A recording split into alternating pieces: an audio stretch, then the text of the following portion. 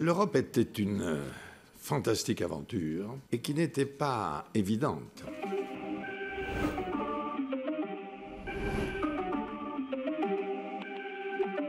Pour qu'on soit clair, Emmanuel Macron n'est pas le président de l'Europe. Du 1er janvier au 30 juin, la France est présidente du Conseil de l'Union européenne. Bon, ça sonne un peu compliqué dit comme ça, mais restez encore un peu, je vous explique. Je suis allée voir 2 experts, un politologue et une historienne, et ils vont nous aider à mettre tout ça au clair.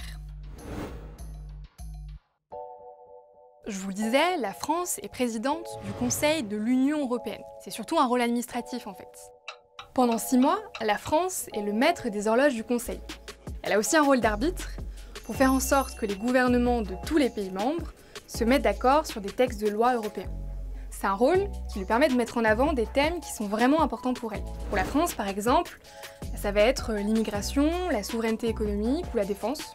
Après, ce pouvoir, il n'est pas immense et il est vraiment très encadré. La mécanique institutionnelle traditionnelle de l'Union l'emporte.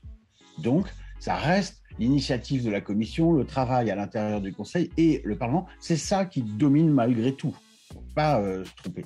Après, une présidence, ça consiste surtout à essayer de pousser des compromis entre les uns et les autres, à avancer un ou deux dossiers et surtout à donner de la visibilité. Le pays président, la plupart du temps, il travaille sur les dossiers qui ont été ouverts par les autres pays avant lui. C'est un rôle très symbolique qui lui permet de mettre en avant le travail de l'Union européenne dans son propre pays. Au final, c'est de la com'.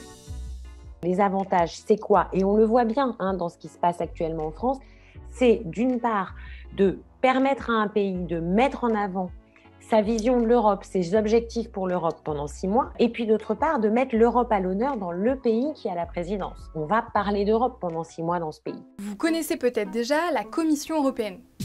Son travail à elle, c'est d'écrire les projets de loi européens. Ces textes, ensuite, ils sont votés et adoptés par 2 institutions, le Parlement européen et le Conseil de l'Union européenne. Bon là, attention, il faut s'accrocher un peu.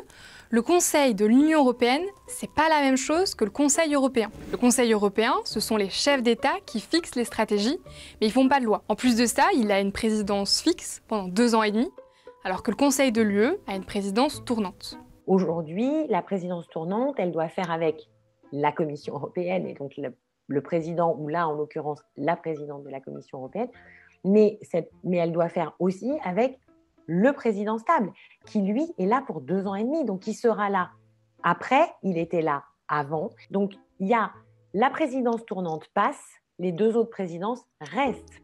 Bon, là c'est encore du jargon européen, mais c'est plutôt simple en fait. Chaque présidence dure 6 mois, et tous les pays de l'Union occupent cette place chacun leur tour. Donc avant la France, c'était la Slovénie, et après c'est la République tchèque. Mais quand on est 6, on a la présidence tous les 3 ans. Quand on est 12, on a la présidence tous les 6 ans. Mais là, on a la présidence tous les 13 ans et demi, ce qui fait que ça fait presque une génération. Donc l'intérêt, évidemment, se perd très largement. Non mais imaginez, quelqu'un qui a 20 ans aujourd'hui, la prochaine fois que la France est présidente, elle aura 33 ans.